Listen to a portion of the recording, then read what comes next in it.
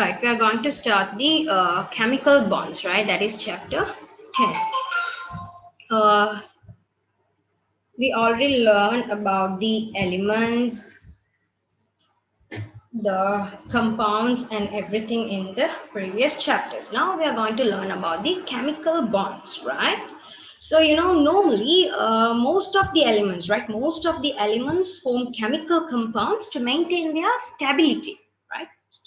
But there are some elements which don't form compounds under normal conditions, right? Under normal condition, they exist stable. They exist as single atoms in nature.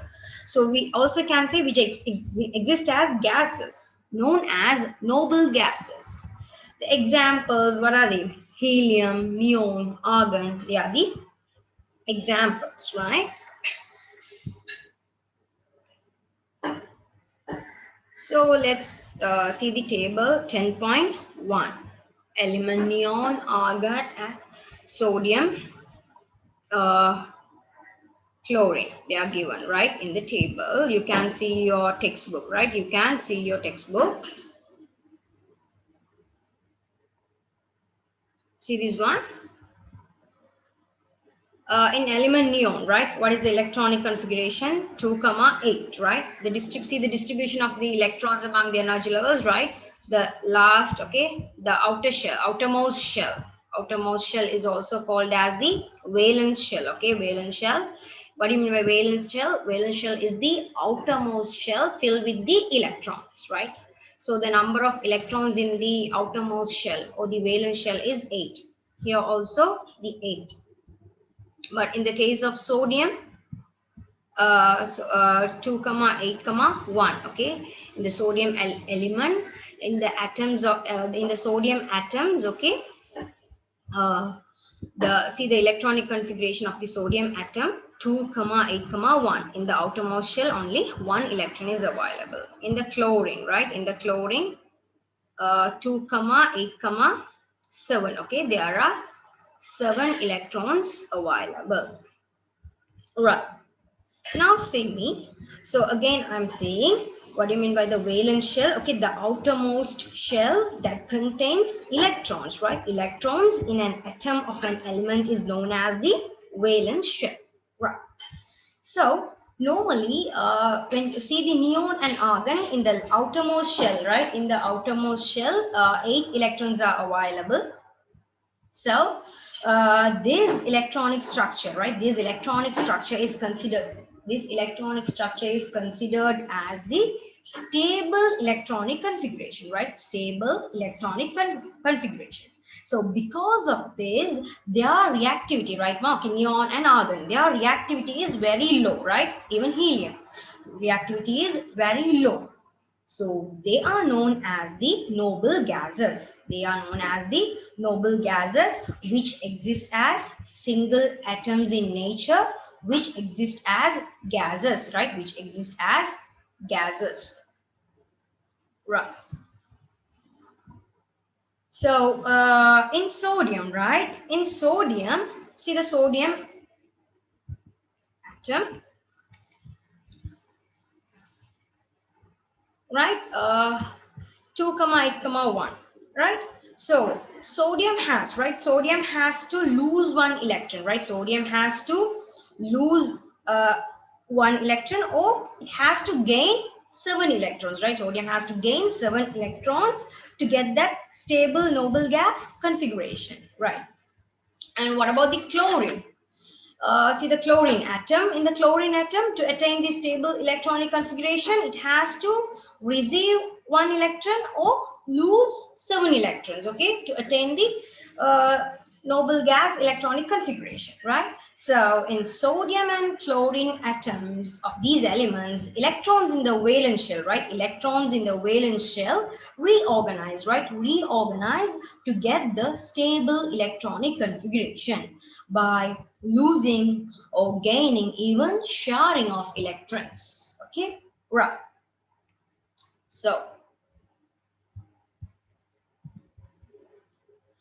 So we can finally say the definition for the chemical bonds, right? The attractive forces, okay? The attractive forces among the atoms or ions resulted by the arrangement of the electrons, right? Arrangement of the electrons in the valence shell for stabilizing the atoms, right? For stabilizing the atoms of elements are called as the chemical bonds, right?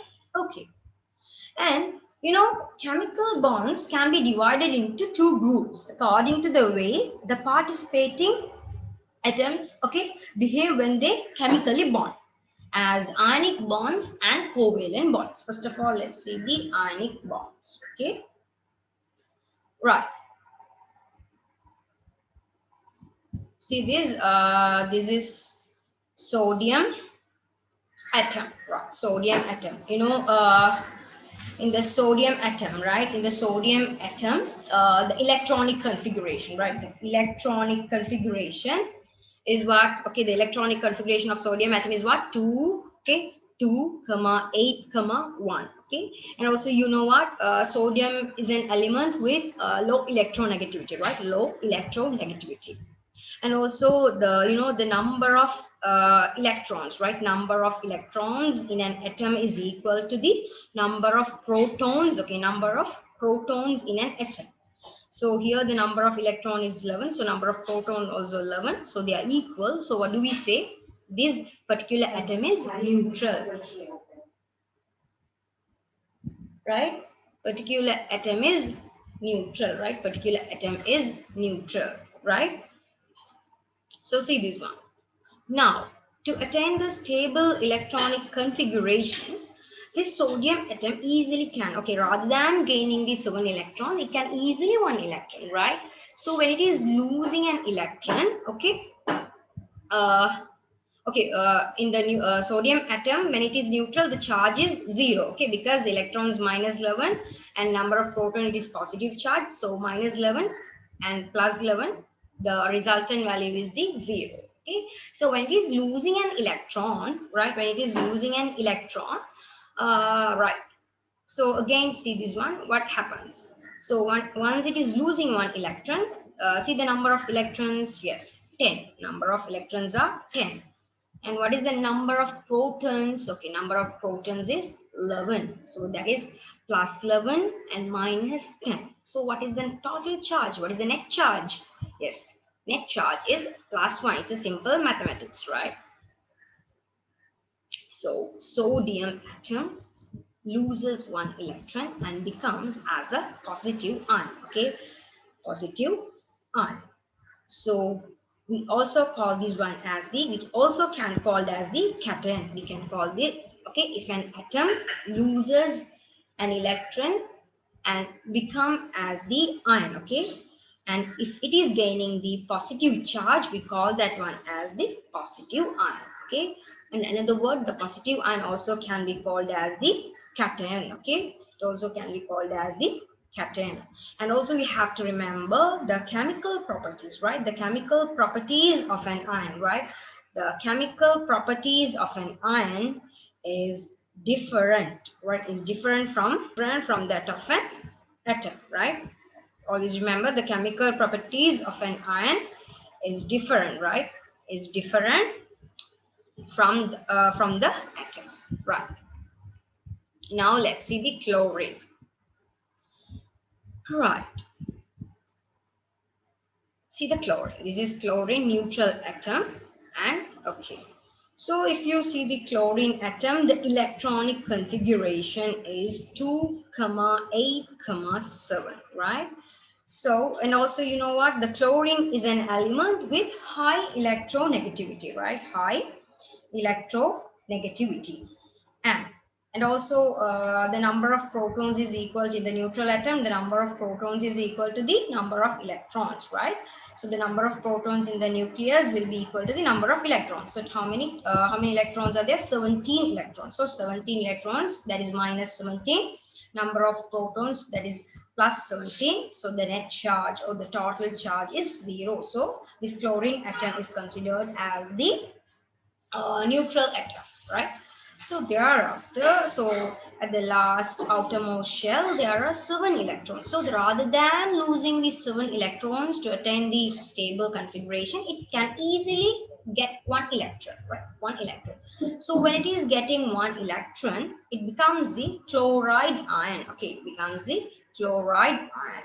And then after gaining it, number of electrons is 18, but the number of protons is still 17. So minus 18 plus 17, what is the net charge or the total charge? Minus 1. Okay, minus 1.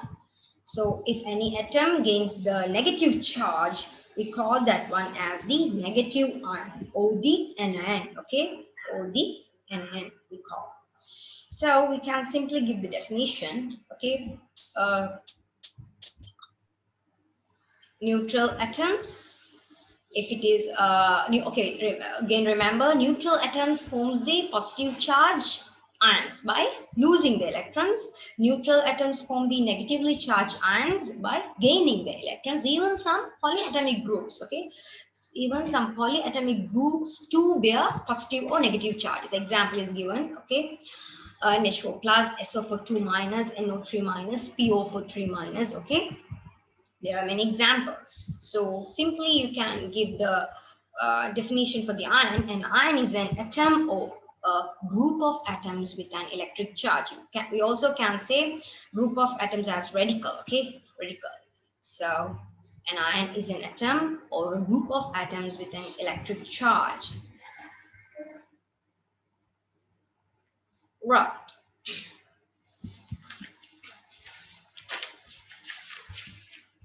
So let's see how sodium chloride forms. Okay, let's see how sodium chloride forms.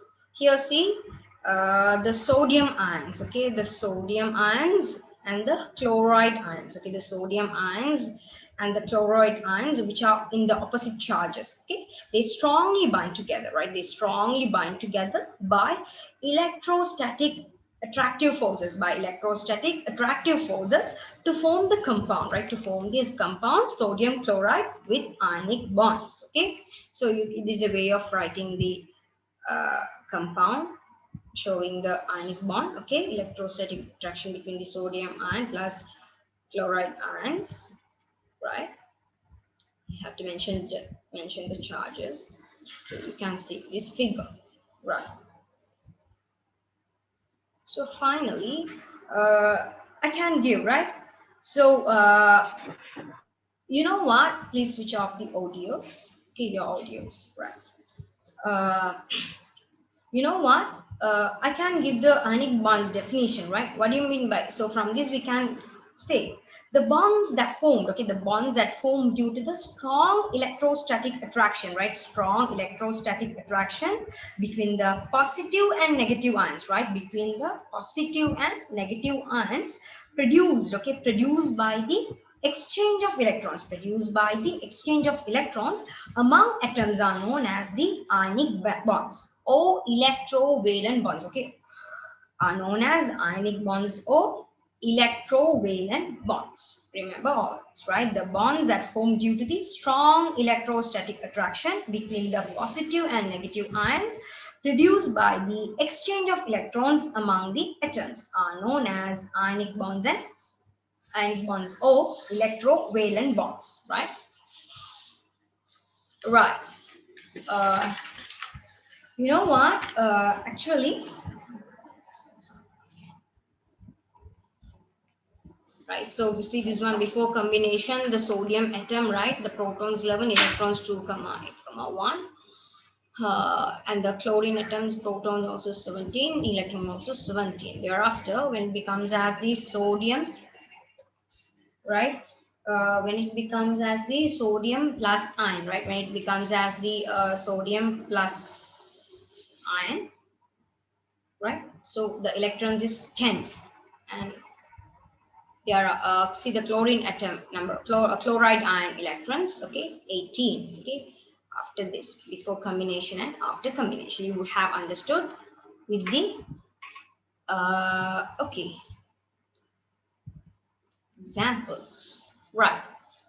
And a small reminding children, if the session is disconnected, please rejoin with the same link. Okay, right. And actually, the sodium, right?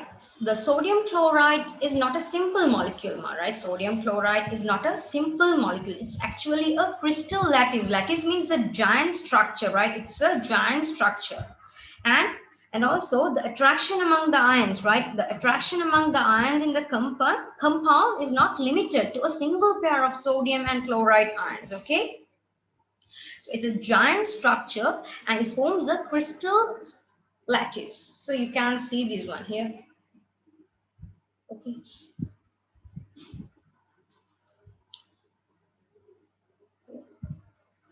Every 6 sodium ions surrounding every chloride ion, and also every chloride ion surround every sodium ion. You can see this structure, and finally they form a crystal lattice. Okay, crystal lattice of the sodium chloride, known as the ionic lattice. Okay, they don't just exist as a simple molecule. And you can see some examples, okay, for the ionic compounds, right? So I said you sodium is the element with the low electronegativity, and chlorine is the element with the high electronegativity, right? High electronegativity. So so you can see, so like that only, the most of the ionic compounds are formed between the positive ions and the negative ions. Okay, positive ions will be produced from the atoms that have low electronegativity, and negative ions form from the atoms of high electronegativity. Okay, they will be joining. And also there are addition to these compounds, there are some ionic compounds formed during the combination of ionic radicals, okay, plus ions. These are some examples. Right, you can refer your textbook, right?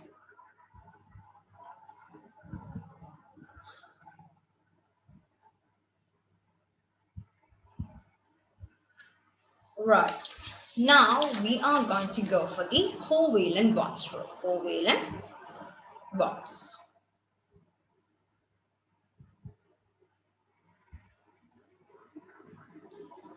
Right. So actually, there I said you there are 2 types of bonds, ionic bonds, and now we are going to discuss about the covalent bonds. Right.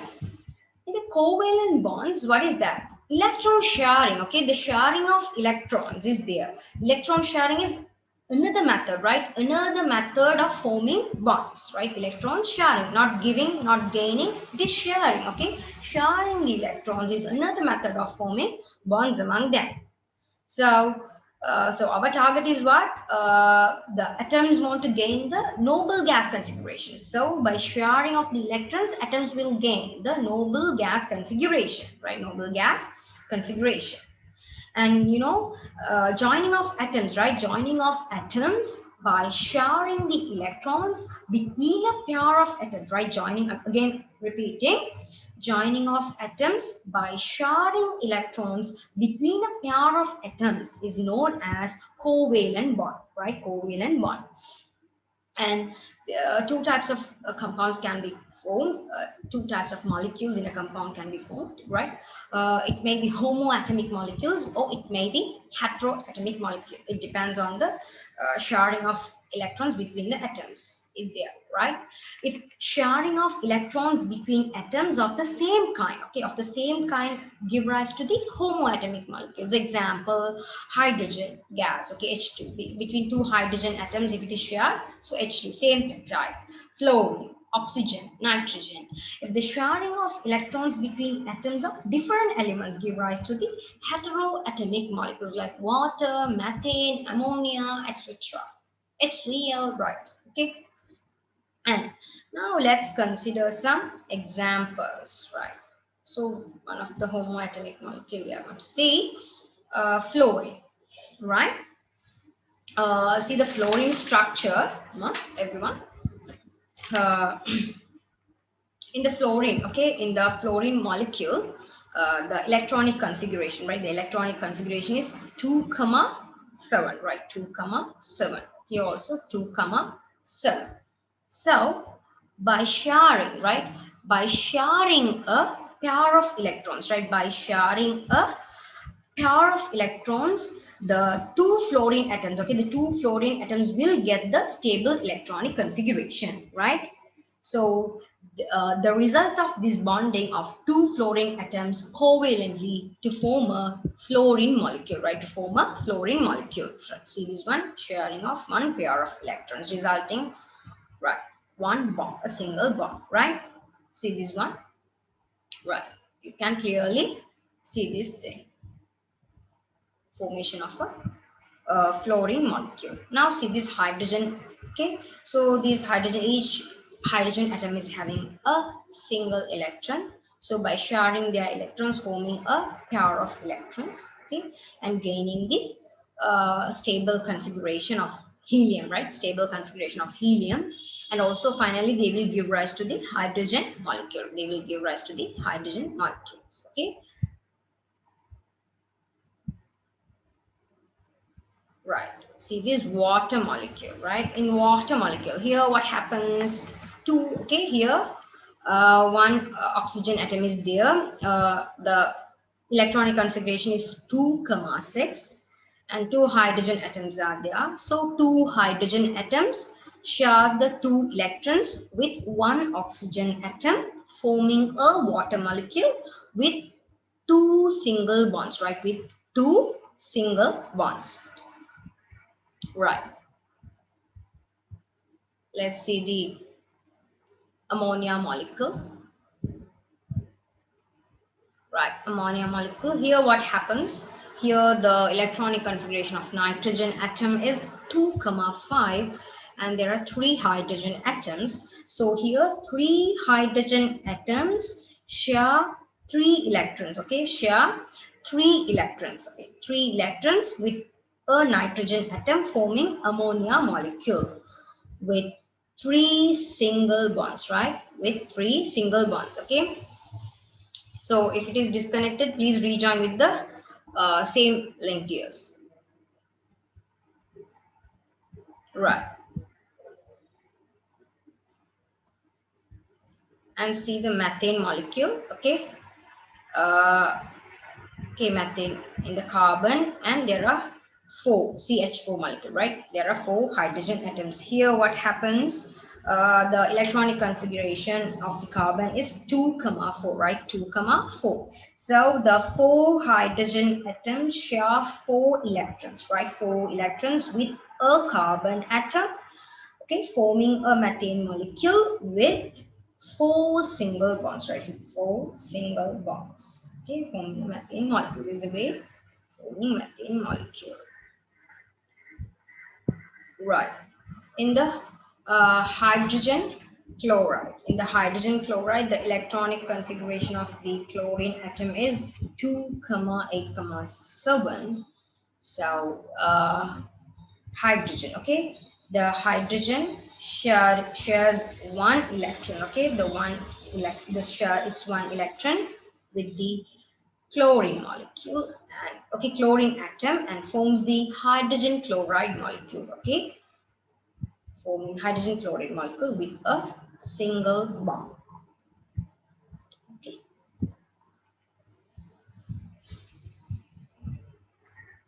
This one, okay. Carbon tetrachloride molecule, that is CCl4, right? Carbon tetrachloride molecule. In the carbon tetrachloride molecule, right? So one carbon, right? One carbon. So shares the electrons with the, okay, shares its outermost shell electrons with the four chlorine atoms. So it has 2, 4, right? 2, 4, the electronic configuration of the carbon, and see the chlorine. So it shares the electrons. So 4 chlorine shares 4 electrons, forming CCl4 molecule, okay, with 4 single bond, right? With, okay, and right now oxygen molecule. See the oxygen molecule.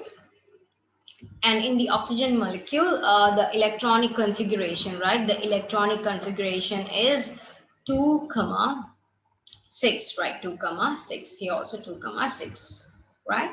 So when forming the oxygen molecule, what happens? The two oxygen atoms, right? The two oxygen atoms share two pairs of electrons, okay, between them. Pairs of electrons between them. So since as two pairs of electrons are shared, it forms a double bond, right? It forms a double bond, okay, in the formation of an oxygen molecule. It's a double bond, right? Say this nitrogen molecule, right? See this nitrogen molecule. Okay, in this nitrogen, two nitrogen atoms are there, and okay, the electronic configuration, right? The electron, a small mistake is available in this picture, right? I'll show you, right? See the nitrogen atom, right? The electronic configuration 2, 5, here also 2, 5, and they are going to share, right?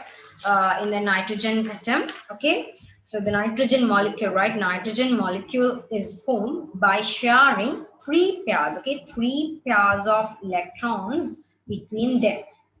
So as 3 pairs, okay, 1, 2, 3, as 3, because 3 electrons from each nitrogen, okay, as 3 pairs are shared, so it forms a triple bond, okay, it forms a triple bond. So here children, already 2, 5, only the 5 electrons are available, okay, only 5 electrons are available in the last valence shell, okay. If three electrons are going for the bonding, so how many should be rest? Okay, only 2, okay, only 2 electrons should be rest. So leaving these 2, cut this one, okay, cut this dot, a small mistake in the printing, right? Here leave these 2 and cut these two green dots, okay, cut these 2 green dots, okay, because in the last energy level of nitrogen, 2, 5, okay, the 5, only 5 electrons will be available. If okay, if this one and this, if these 3 are going, okay, this one and this, if these 3 are going, the rest will be only 2, right? The rest will be only 2 in each atom, right? So that is lone pairs, okay, non-bonding pairs. So 2 should be left. The other 3 is here. So cut this blue color dot and cut these 2 blue color dots, okay, in your book, right? And now we can even classify the covalent bonds. So we can draw, right? Draw the mark the covalence diagram, okay, show the covalence diagram, molecule, okay, diagrams of the covalent compounds in 3 ways: as Lewis dot and cross diagram, as Lewis dot diagram, as Lewis structure, okay. In 3 methods we can show the formation of the covalent bonds. Example here, CH4, right? CH4, the methane molecule, right? Methane molecule structure is given. Methane molecule structure is given. You know what? Here in this diagram, right? In this diagram, here only, here in these cases, we have marked all the electrons that is available. Okay, all the, even in the other shells also we have shown the electrons, but in writing, okay, while writing the dot and cross diagram, dot diagram and Lewis diagram, okay, Lewis structure, we are going to only show, right, we are going to show only the number, the electrons that is present in the valence shell only, right, valence shell only. See this one. So this is the carbon and hydrogen. So the in the dot is representing the electrons of the carbon, okay, and the cross is representing the, okay, the electrons that is present in the hydrogen, okay. So we have to present one of the okay, one of the atoms electrons in dot and the other one in the cross. This is the way method of writing, okay? And also you have to show only the valence electrons, okay. So in this one, although the electronic configuration is carbon is 2, 4, but we are only showing in the diagram only the valence shell electrons only. Okay, so see this one. So the carbon electrons of the valence shell electrons of the carbon are represented as dots, and the valence shell electrons of the hydrogen, because hydrogen already has one, but okay, so is represented as cross. Right.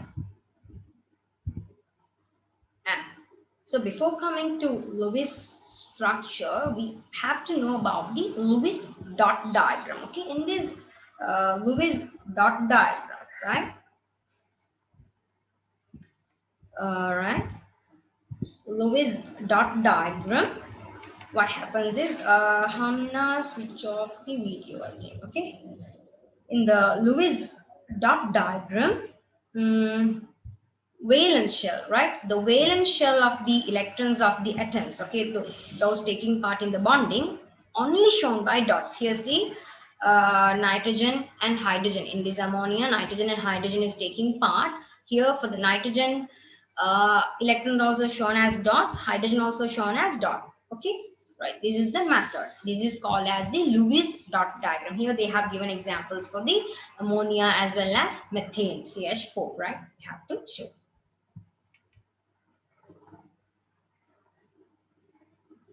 Right.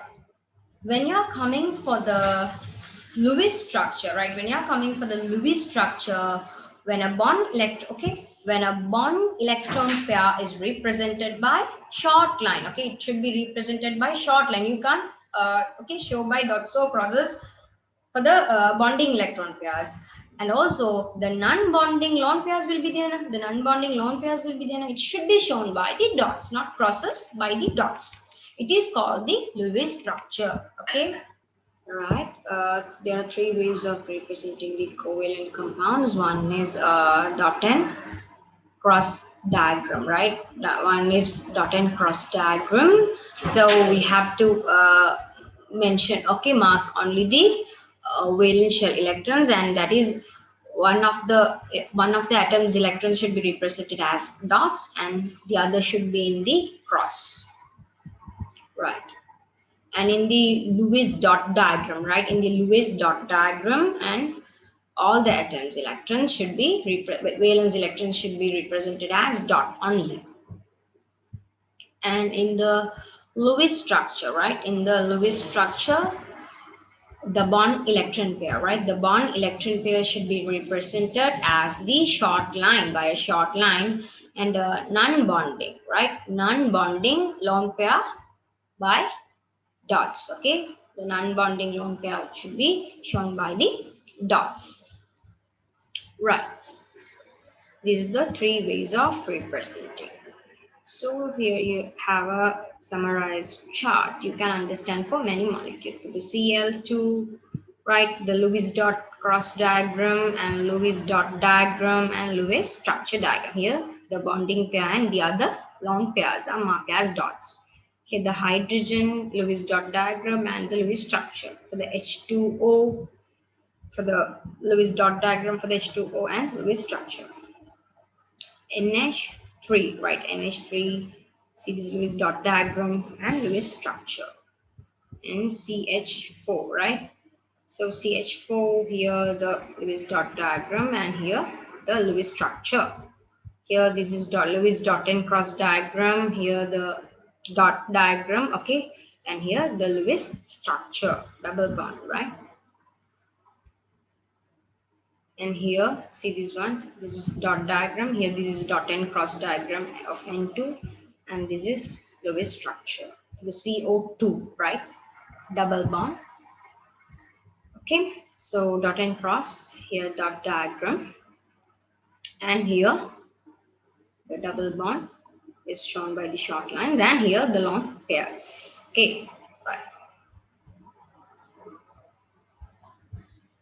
Right, and the thing I have to say you here, once you consider this, we consider some examples, right? We consider some examples here. So here, except the hydrogen, here count the electron numbers 2, 4, 6, 8. Okay, so this in the oxygen, okay, it is completing the octet electronic. Octet means what? 8. So if it is completing the 8 electrons, we say that one as the stable electronic configuration. So the oxygen is gaining the stable electronic configuration. Okay, hydrogen means it is also gaining the helium. Okay, electronic configuration. Here also the octet 2, 4, 6, 8. Except the hydrogen, see these center atoms 2, 4, 6, 8. Here also 2, 4, 6. Okay, in this carbon 2, 4, 6, 8. Okay, see this one. In this case also 2, 4, 6, 8. Okay, in this case also 2, 4, 6, 8. Okay, see in this case 2, 4, 6, 8. Here also this one oxygen 2, 4, 6, 8. Okay, so it is finally it is attaining after sharing the electrons. Okay, the atoms gain the noble gas configuration. But some other so normally the atoms. Okay, the atoms that are outer side. Okay, outer side we say peripheral. Okay, the atoms that are at the peripheral region. Okay, the atoms that are outside we say that one as the atoms that are at the peripheral region. So in the center, if the atom is available in the center, we say central atom, right? So in the case of, right, but most of the molecules are like that. So far we considered many examples, right? See this one, aluminum chloride. Okay, AlCl3. So here what is that? See this one, 2, 4, 6. Here this is a bond. It is actually a Lewis structure of AlCl3, right?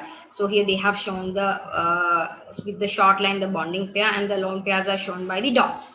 Here see, count the number of electrons available in the peripheral atoms. That is, peripheral atoms are what? In the atoms that is present in the peripheral atoms is chlorine, right? So surrounding the chlorine 2, 4, 6, and counting these two also 8. So it is gaining the octet. Octet is complete. That means it is gaining, it has 8 electrons. So here also 8, 2, 4, 6, 8. Here also 2, 4, 6, 8. Totally 8 electrons are available surrounding this atom.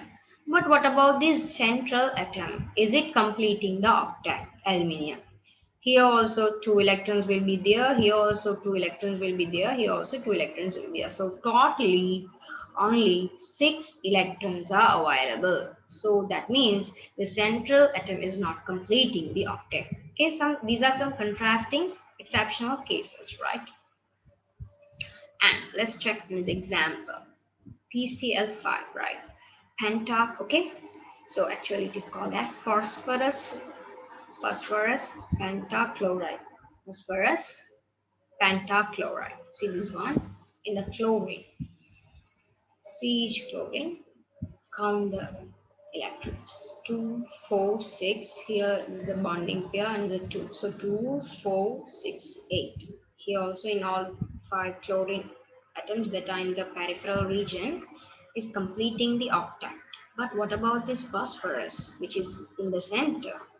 Here 2, 4, 6, 8, and 10. So it is also not following the octet. Okay, octet is not completed, right? Let's check the atomic lattice. What do you mean by atomic lattice? We said that ionic lattice, okay, is a giant structure. It is formed by the ions, okay, positive ion and negative ion with large number. Okay, but what about atomic lattice? Even some atoms of the elements. Okay, even some atoms of some elements are organized. Okay, organized as a lattice. Even in some elements, right? Even some elements, the atoms are organized as the lattice, giant structure. Okay, giant structure. So such lattices, okay, lattices in which the atoms are covalently bonded, right? In which the atoms are covalently bonded, we'll call them as the atomic lattices. Okay. So for the carbon, we are going to discuss only carbon here. Carbon naturally exists in two forms, right? We call that one as the allotropic forms of carbon. One is graphite and the other one is diamond. One is graphite and the diamond. Okay, so here in this one, if you see the structures, okay, see the structure. This is, okay, this is the atomic lattice of graphite, and this is the, okay, right. graphite, consists of, right. So I have to tell you one thing. In this one, in this, I don't know whether in your picture it is a small mistake, right? A small mistake is available, the naming, right? So actually the first picture, right? The first picture is the atomic lattice of, change it, okay? If it is the picture, if it is in your textbook, if it is correct, it's okay, right? Atomic lattice, this one is the atomic lattice of graphite, and this one is the atomic lattice of diamond. Change it, okay? If it is okay, okay, right? The first picture, right? This picture is the atomic lattice of graphite, because, okay, so normally the graphite consists of layers which are superimposed over one the other, and also the forces holding these layers, okay, the forces holding these layers are very weak, and that means one layer can easily slide over the other. That's why the graphite is used as the lubricant. And if you consider the structure of the graphite, right? If you look at the structure of the graphite, here, see this one, arrangement of the carbon atoms, right? Arrangement of the carbon atoms. Okay, so the layers of the carbon atoms form by joining one carbon atom, right? One carbon atom with one, two, three, by joining the with three other carbon atoms by single bonds. Okay, so if you see like this picture, this is the picture, atomic lattice of the graphite. Okay, and the next one is the diamond. It's a three-dimensional, right? It's a three-dimensional lattice. We say it's a very hardest substance, right? It's a very hardest substance that found in nature. And if you see based on the arrangement of the carbon atoms in the covalent bond, we decide the structure, right? Here, see this one. Here, one carbon atom, right? Here, every carbon atoms, right? Every carbon atoms form four single bond, right? Form four single bonds with other four carbon atoms. So if like that is available, that is diamond. That is the atomic lattice of the diamond. Okay, this is atomic lattice of graphite, and this is atomic lattice of diamond. Right. Now we are going to consider, see, already I have explained about the polarity of the bonds. Okay, it is based on the electronegativity. So what do you mean by, first of all, tell me what is electronegativity, right? What is electronegativity? Actually, electronegativity means the tendency or the ability, okay, the ability of an atom to attract the electrons, right? To attract the electrons towards itself in a, okay, the ability or the tendency of an atom to attract the electrons of a chemical bond towards itself. So in a chemical bond, hydrogen and fluorine is there. You know the value of electronegativity, right? The value of electronegativity is high in fluorine than the hydrogen. So what will the fluorine do? It attracts, okay, it attracts the bonding pairs, okay, it attracts the bonding pairs of electrons towards it, okay, towards it. Therefore, it gains a small or the partial negative charge, okay, as it is attracting. Therefore, the hydrogen gains a small or the partial positive charge, okay.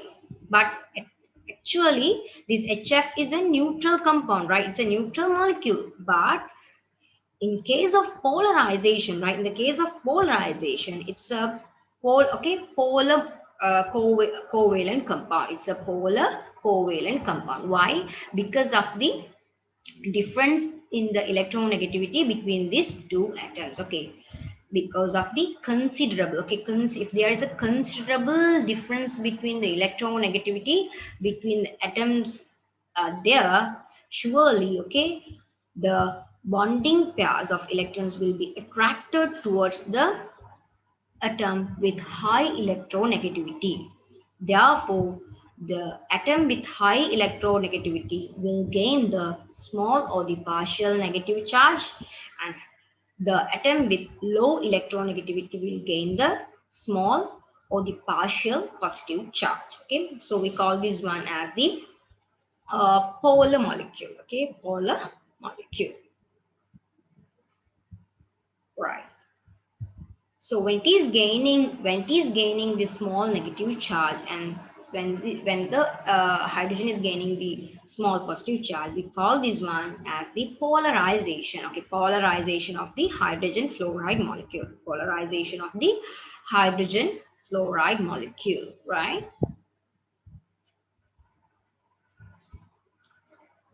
There are many examples. Right. If you consider about the hydrogen, see this OH bond. Okay, see this OH bond, the bonding pair. So here, when comparing to the hydrogen, the oxygen is having the what?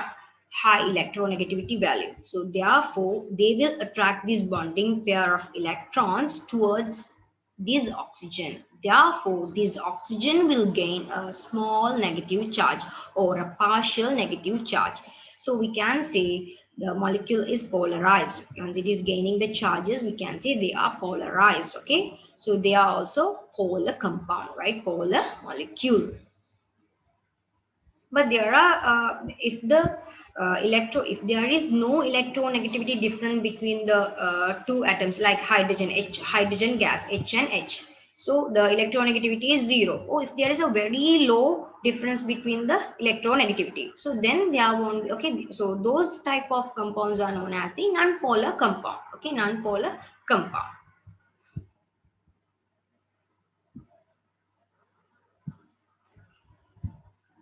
Right. Now we'll consider the intermolecular bonds, right?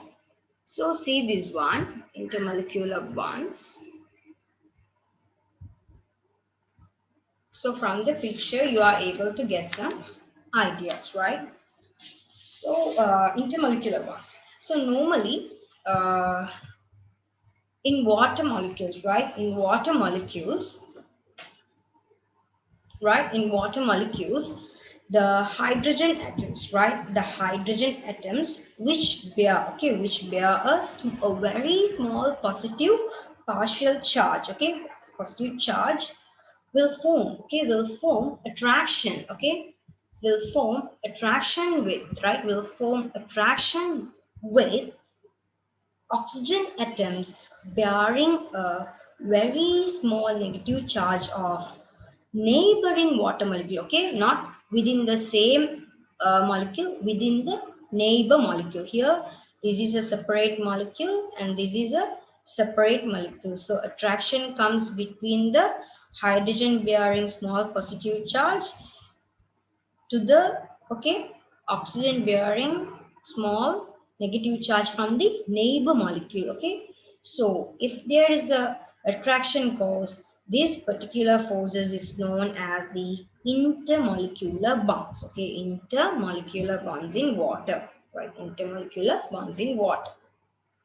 So always remember, uh, these intermolecular forces, right? These intermolecular forces are not as strong, right? These are not as strong as the covalent bonds, because covalent bonds are very strong, right? When comparing to the intermolecular bonds, right? When comparing to the intermolecular bonds.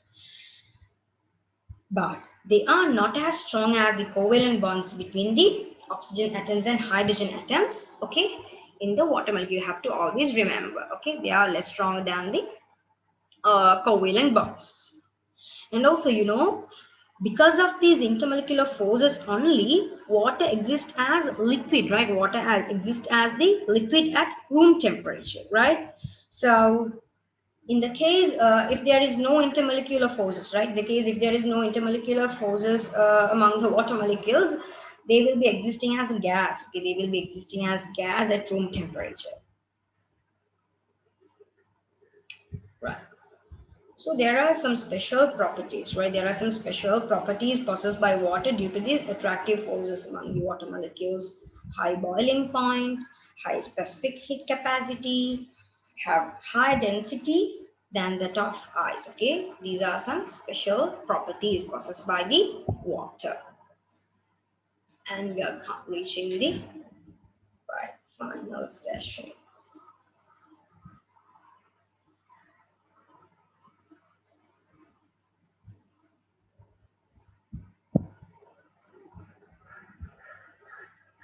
Right. And let's check some properties of the ionic bonds and covalent bonds. Right. So here, before coming to the activity, you have to know, right? We have to know, first of all, ionic bonds. Okay, ionic bonds are composed of oppositely charged, right? That is positive and negative. And when you consider the other characteristics of ionic bonds, most of the compounds have a solid crystalline form at room temperature, right? They have solid crystalline form at room temperature, and also they have high melting point as well as boiling points, and they conduct electricity in a fused or the molten state or in aqueous solution, right? In aqueous solution. And the other thing, most of the ionic compounds are right. Most of the ionic compounds are soluble in water. Most of the ionic compounds are soluble in water. Right. And let's consider about the some characteristics of the covalent bonds, right? Uh, they mostly, okay, please switch off your video. Characteristics of covalent bond, they mostly exist as molecule, right? They mostly exist as molecule composed of several atoms. And most of the covalent compounds are liquid or gaseous state, right? Gaseous state at room temperature. And further, generally the melting points, right? The melting points and the boiling points of the covalent compounds are low, right? Generally they are low, but for the lattice compounds, right, lattice compounds, they have high melting point and boiling points. And the aqueous solution of the covalent compounds don't conduct electricity, right? And some covalent compounds are soluble in water, okay, soluble in water. So these are some characteristics to be considered. And there is an activity, right? There is an activity they have given. See this one, examining the electrical conductivity of the solutions of ionic and covalent compounds. For weekers, we'll be learning this in detail in grade 11 chapter, electrolysis. Right? Two carbon rods, two bulbs, two batteries. Okay, whether if the solution is the medium, if it is conducting the electricity, okay, the bulb will on. So see this one. So they are doing, okay, they are taking 4 equal beakers and labeling them as A, B, C, and D. Okay, so only they have shown one setup here, right?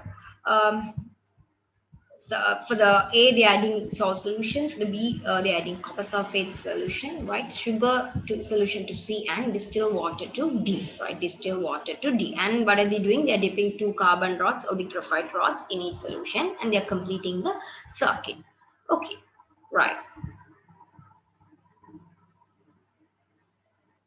Okay, now see this one. So you already know what is that? The ionic compounds, right? Ionic compounds conduct electricity in fused state, right? In fused state and in aqueous state. So here, what is the ionic examples for the ionic compound? Here, the salt solution. It may be if even the salt solution, if it is aqueous or the fused state, copper sulfate solution, right? They are ionic compound.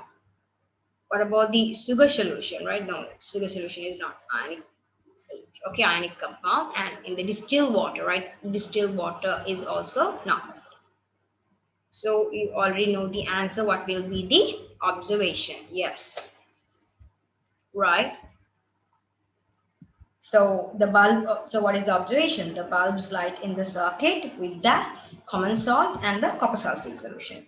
Okay, and it doesn't light in the circuit with sugar solution as well as in the distilled water.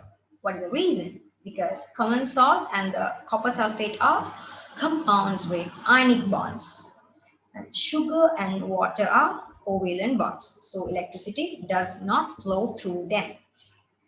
Okay. So even If the common salt in a fused state, okay, it will conduct electricity. So I think you would have got a clear idea about the ionic compounds as well as the covalent compounds. In another session, we'll discuss about the other chapters. Thank you so much.